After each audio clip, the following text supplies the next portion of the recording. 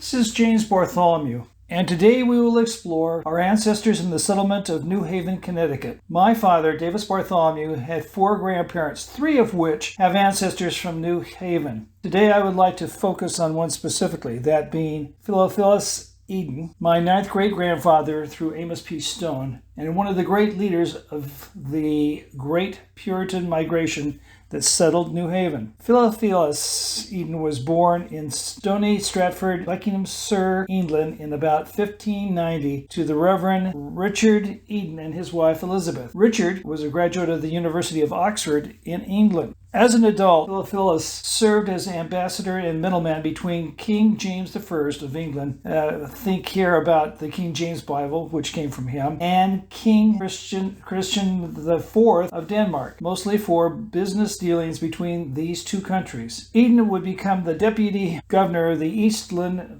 Company, which was one of the most important English commercial companies of the 17th century, trading throughout the Baltic states. As his wealth grew, he took great interest in plans to colonize New England. In 1628, he and a group of shareholders bought the right to colonize the Massachusetts Bay Colony through a royal charter made with King Charles I of England. As one of the co-founders of Massachusetts, he signed its incorporation called the Charter of the Massachusetts Bay. The agreement that 5 men would stay in England and 5 would go to Massachusetts.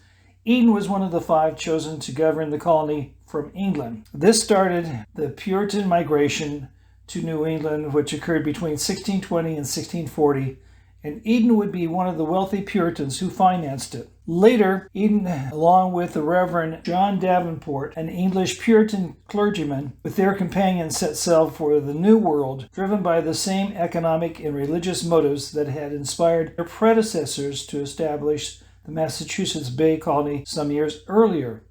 In England, Puritan ministers had failed in their efforts to reform the Church of England during the reign of King Charles I, and now look to the New World with the aim of creating biblical communities there. They sought freedom from religious persecution in England. They also sought freedom from the rigid social class structure of the English society, which was deeply entrenched with the government and religious policies as established by the monarchy and the Church of England. With the freedom to pursue religious beliefs in the New World came ample land. Businessmen associated with joint stock companies were attracted by the trade opportunities. Other members included yeomen, as we see here, as well as tenant farmers and impoverished laborers who saw an opportunity for a new start in life. Yeomen were landowners who farmed their own land, often with some degree of prosperity and independence, while tenant farmers rented land from others, typically without owning it. Despite their efforts, Eaton and Davenport were unable to secure royal approval for the group's passage. As a result, they hid their identities and chartered a boat named the Hector, which was accompanied by another unnamed ship. Approximately 250 people, including 50 male heads of families, then set sail for the Massachusetts Bay Colony under cover of darkness. It is said that this group included the largest population of wealthy men ever to venture to New England from Britain. The ships and their passengers reached Boston on June 6, 1637. At this time, the colony was being shaken by religious conflict found there, and the rumor that Charles I was going to revoke the colony's charter, and I might mention here that he was later overthrown as a king by Oliver Cromwell, a Puritan. As they faced the tense and uncertain times of the Massachusetts Bay Colony, the new arrivals felt that the land offered to them was not suitable for farming, nor was it suitable for development as a trading post due to its location too far inland. In the face of this adversity, the new settlers were told of rich lands of the Kinnuckapic Indians. On August 30, 1637, Eaton left Boston with an exploring party. They found a satisfactory harbor and decided to locate their settlement there. 7 men spent the first winter at the site, maintaining possession of the land until the rest of the colonists could come down from Massachusetts the following spring. Eaton and Davenport made their company ready for removal to the new harbor and set sail on March 30, 1638. The party reached its destination 2 weeks later. About 500 colonists were present for the start of the new community on April 24, 1638. They immediately felt the presence of the Kinawak natives who resided in small villages around the harbor where they grew and harvested food and hunted with bow and arrow. As a tribe, they had been weakened almost to extinction by a series of scourges, which included the Pigmock raiders from the east and Mohawk marauders from the west, and finally a deadly plague. Davenport and Eaton purchased the land area from local natives in a series of transactions in November and December of 1638. The land was purchased in exchange for 12 coats of English trekking cloth, 12 wooden spoons, 12 hatchets, 12 hoes, and 24 knives. With this agreement, the Pinaquaks also sought protection against raiding Pequot and Mohawks. This agreement provided the English settlers with land on which to develop their Puritan community based largely on the Bible. By the summer of 1638, under direction of John Brockett, my seventh great-grandfather, the settlers staked out a town plan in the form of 9 symmetrical squares. The central section of the plot was reserved for a marketplace. Today, this area is referred to as the New Haven Green. The other 8 sections of land were allocated to principal planters of the settlement for home building. By 1639, the settlers had accomplished much in way of the physical foundations and could now focus on the establishment of their Bible Commonwealth. A common dilemma which faced them was that of the roles of the church and state. These leaders were not attempting to transplant an English form of government, nor did they envision a democracy. Their objective was to establish a Bible Commonwealth in a theocracy sense. On June 6, 1639, 70 proprietors met in Robert Newman's barn, signed the Fundamental Agreement. The agreement affirmed that 7 men, who were referred to as the 7 Pillars, would establish the church and initiate civil government. This was accomplished on October 25th, 1639, by creating a legislative and judicial assembly called the General Court. The members of the General Court agreed that the Scriptures hold forth a perfect rule for the governing of family, church, and commonwealth affairs.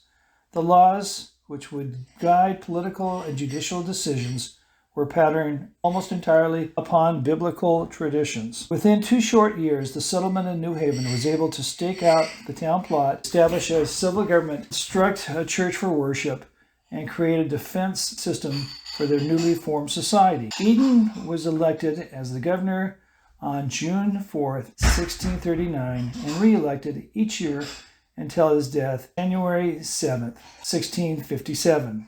Eaton built a mansion on the north corner of Elm and Orange Streets in New Haven. Contemporaries characterize it as a large and lofty house with 2 full stories and a large attic. It is said to have 21 fireplaces. His first wife, Grace Hiller, died in 1626. In 1627, he remarried a widow, Anne Yeld, and they had 9 children, which included our direct ancestor, Hannah Eaton. Anne Yeld also had 3 children with her first husband, Thomas Yeld. Yale University is named after her grandson. While Theophilus Eaton gained the world, he lost his wife. Anne Yeld was an independent lady and converted to Anabaptism, the forerunner of the Baptist denomination.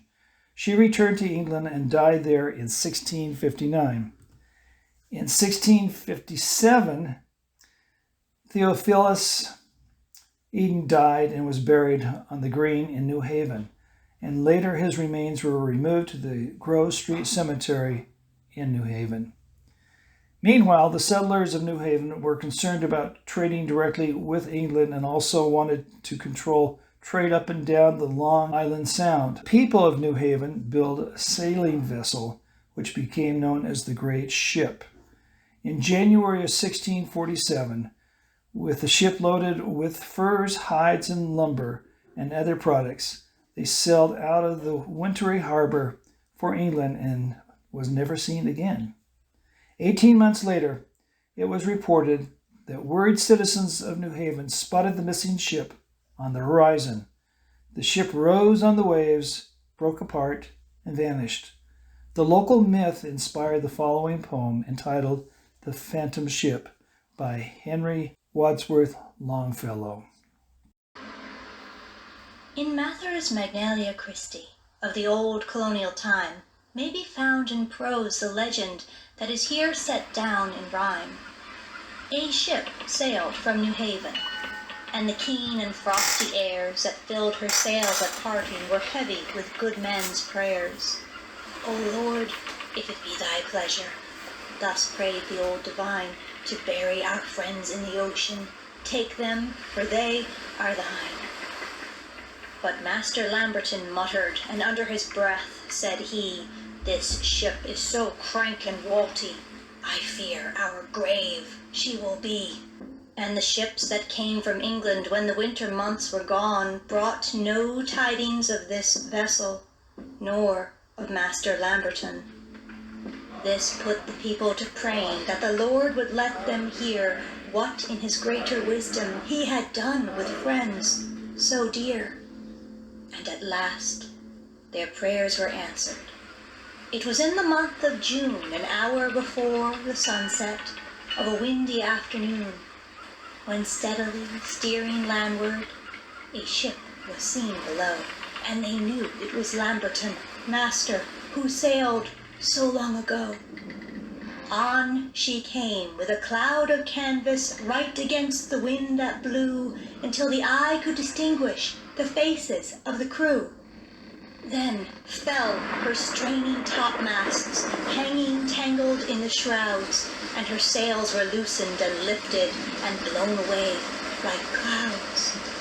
And the masts with all their rigging fell slowly, one by one, and the hulk dilated and vanished as a sea mist in the sun.